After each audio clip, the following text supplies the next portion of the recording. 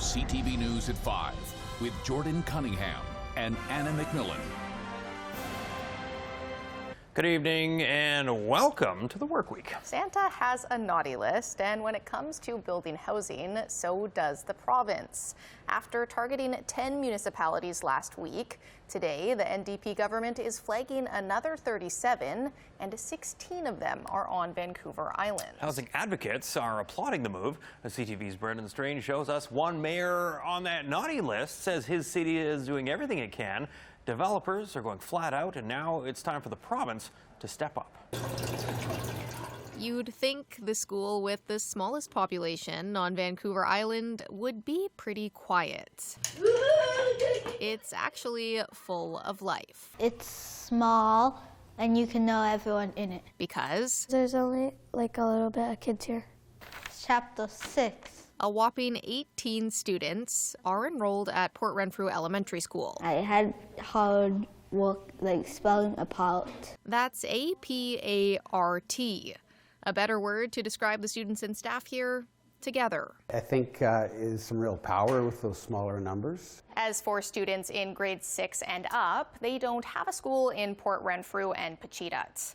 Tomorrow, we'll take you on the long hour-and-a-half bumpy bus ride to Souk that many of them take to get to class and home every day. We'll also hear about Pacheedaht's hope to build a new 6 to 12 school so kids aren't spending 3 hours on the bus every day to get an education. Why don't we see if we could find our very own Anna McMillan, who is in this crowd here. There she is. I'm going to steal her away because congratulations. Thank you so much. How are you feeling right now? More than $1 million. Beyond thrilled. More than $1 million. We saw the total this morning was in the high 900,000. So all day we were like, can we get there? Can we get there? And I'm not surprised that we did because of how generous our community is. An incident involving a cyclist and a car shut down a few blocks in Victoria's Fernwood neighborhood for 6 hours this morning. BC Emergency Health Services says they were called to Bay Street and Vancouver Street around 6:30. Everybody off the road. You've got 5 minutes. Minutes turned to hours. Everyone's getting arrested off of the road. Most Save Old Growth activists moved when asked, but one laid on the Pat Bay Highway chained to a heavy barrel. We want strong climate action from our government, and that means taking this problem seriously, and that means a wartime effort to save the planet, quite literally.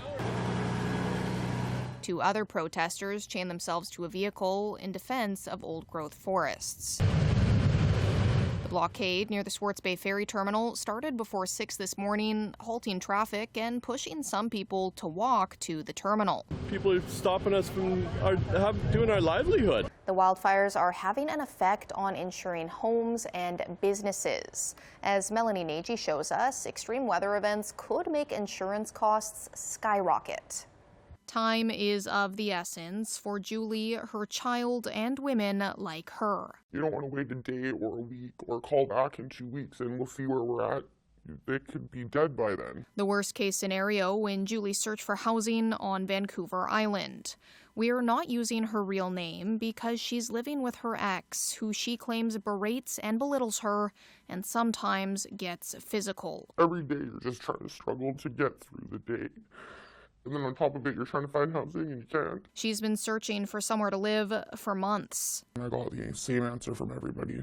Our, funding's depleted, we're overlogged, there's wait lists. That breaks my heart. That we can't just assure women that, you know what, you leave and it's smooth sailing. Yeah. These support workers are horrified but not surprised by Julie's story. This current housing crisis is trapping women. If the Saanich Peninsula Hospital is your go-to for emergency medical aid, you might want to come up with a plan B. Island Health says the ER may be understaffed during overnight hours, and that could leave you waiting longer or having to make a choice to drive to the Royal Jubilee or VGH. Good evening and welcome to a special edition of CTV News at 5. We have full coverage of this frantic scene in Saanich, one in which police stepped directly into the line of fire. This is the moment. Police move in. Shots fired almost instantly. Oh my God, Holy dude. Oh my God.